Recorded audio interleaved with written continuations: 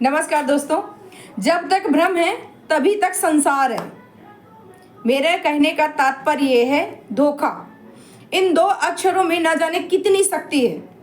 इसकी लपेट से बचना यदि निरा असंभव न हो तो महाकठिन अवश्य है। जब भगवान रामचंद्र ने मारीच राक्षस को स्वर्ण मृग समझ लिया था तो हमारा और आपका क्या सामर्थ्य है जो धोखा ना खाए। इस रीति से यदि हम कहें कि ईश्वर भी धोखे से अलग नहीं है तो गलत नहीं होगा, क्योंकि ऐसी दशा में यदि वह धोखा खाता नहीं तो धोखे से काम अवश्य लेता है, जिसे दूसरे शब्दों में कह सकते हैं कि माया का प्रपंच है। ब्रह्मोपादक ब्रह्म स्वरूप भगवान के बनाए हुए भव संसार में जो कुछ है भ्रम ही है। जब तक भ्रम है तभी तक संसार है। लोक और परलोक का मजा भी धोखे में पड़े रहने से प्राप्त होता है। बहुत ज्ञान छांटना सत्यानाश की जड़ है।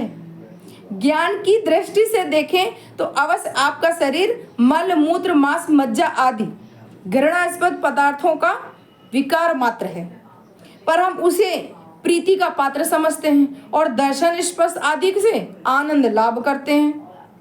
विचार करके देखिए तो धन जन इत्यादि पर किसी का कोई स्वतंत्र नहीं है। इस क्षण वे हमारे काम आ रहे हैं, क्षण ही भर के उपरांत ना जाने किसके हाथ में या किस दशा में पड़कर हमारे पक्ष में कैसे हो जाए। और मान भी ले कि इनका वियोग कभी ना होगा तो भी हमें क्या, आखिर एक दिन मरना है। पर यदि हम ऐसा समझकर सबसे संबंध तोड़ दें तो सारी पूंजी गंवाकर निरे मूर्ख ही कहलाएंगे। जब तक घड़ी के सारे पुर्जे दुरुस्त हैं और ठीक ठाक लगे हुए हैं तभी तक उसमें खट खट टन टन की आवाज आ रही है, वरना समझ लीजिए कि घड़ी के पुर्जे खराब हो गए और घड़ी सही नहीं है, खराब हो गई है।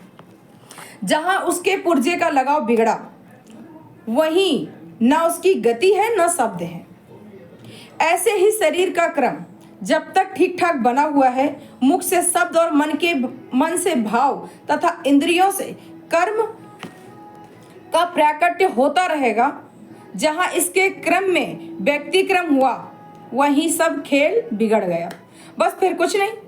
कैसा जीव, कैसी आत्मा, जब सब कुछ धोखा ही धोखा है और धोखे से अलग रहना ईश्वर के भी सामर्थ्य से दूर है तथा धोखे के कारण ही संसार का चरखा पिन पिन चला जाता है, तो इस शब्द का स्मरण या श्रवण करके ही आपकी नाक भौं क्यों सिकड़ जाती है। इसके उत्तर में हम तो यही कहेंगे, साधारणतया जो धोखा खाता है वह अपना कुछ ना कुछ गंवा बैठता है और जो धोखा देता है उसकी एक ना एक दिन कलाई खुले बिना नहीं रहती है।